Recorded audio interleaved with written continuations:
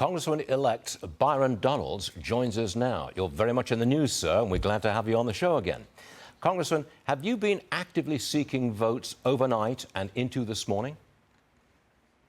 Well, actually, I think right now what everybody's really trying to establish is where is the Republican conference?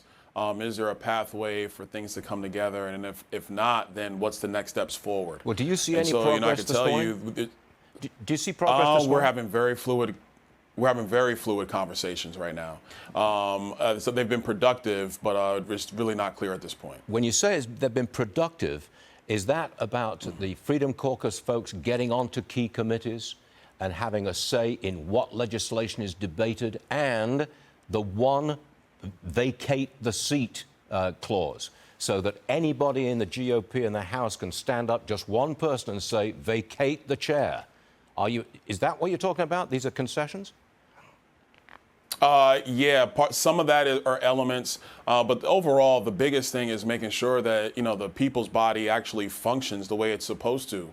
Look, I've been here 2 years, but I've been observing politics for about 10, and one thing that's clear is that the Speaker's office has consolidated more power from the membership. And so if this place is going to work appropriately to take care of all the concerns that your viewers talk about in terms of having a stable economy, sound energy market, secure border, a currency where purchasing power isn't eroding the ability of people to put food on the table, then Washington has to work.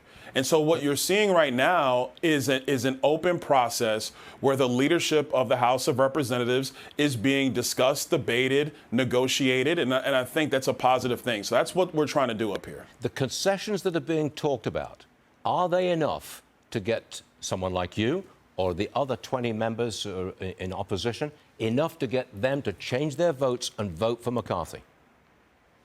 We'll see. I mean, like I said, we're in these negotiations and discussions right now. You've seen the concessions. Would you vote for McCarthy under any circumstances? Would you do that? I'm not going to do that with you right now, Stu, and I love you, and I understand what you want me to say and accomplish, but right now we're in the middle of real negotiations, real conversations, and at the end of the day, look, I've been saying all week, I fully expect us to elect a Speaker of the House this week.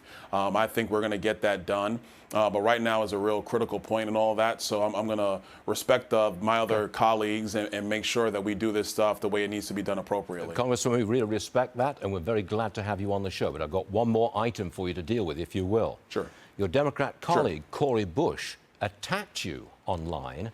In a tweet, she calls you a prop for upholding white supremacy.